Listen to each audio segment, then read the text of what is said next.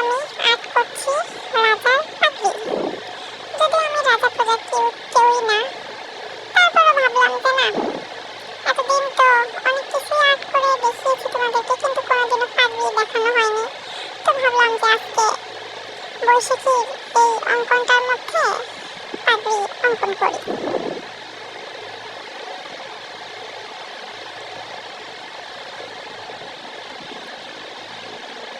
এই তো হয়ে গেল আমার পাগড়ি আর্ট করা।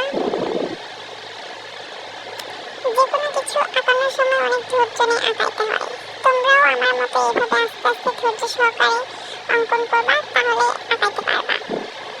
তারপরে দেখো, এবার আমি গোল গোল গোল গোল করে কয়েকটা আঁক দিলাম। এগুলো হচ্ছে মূলত মিষ্টি। তারপরে এঁকে দিলাম মিষ্টি প্লেট, সুন্দর মতো ডিজাইন করে দিলাম। এবার আমি এখানে আঁকাবো ঘুড়ি। ঘুড়ির মাঝখানে একটি গোল দিয়ে দিলাম, তারপরে ঘুড়িটাও কিছুটা ডিজাইন করে নিলাম। তারপরে এই ঘুড়ির সাথে এখানে আরেকটা ঘুড়ি আঁকাচ্ছি।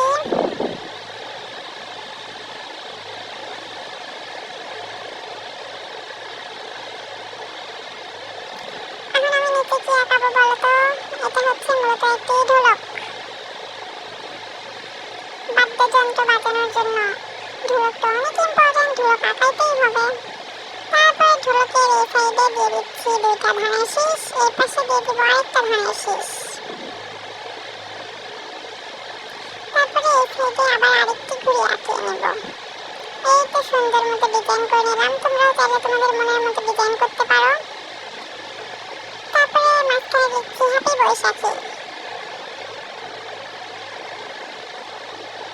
তোমরা চাইলে এই মাঝের স্থানটাতে পহেলা বৈশাখ বা শুভ নববর্ষ লিখতে পারো, যার যেরকম ইচ্ছে।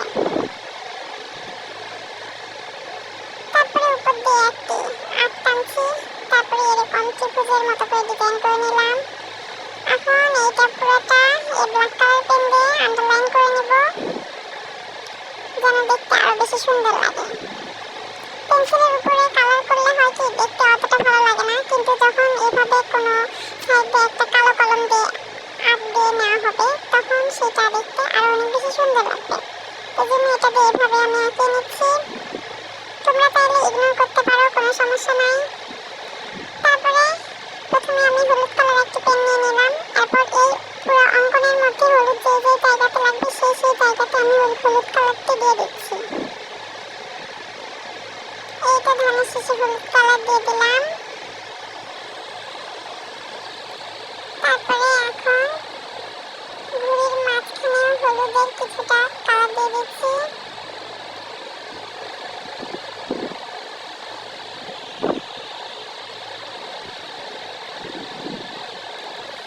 এরপরে পাগড়িতেও আমি হলুদ কিছুটা দিয়ে নিলাম। এখন ঢোলকের মাঝখানেও হলুদ কালার দিয়ে নিচ্ছি।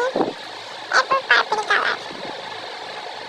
পুরোটা যেহেতু আমরা পার্পল কালার বেশি রাখবো, সেহেতু পার্পল কালারটা বেশিরভাগ স্থানেই আমরা ব্যবহার করছি।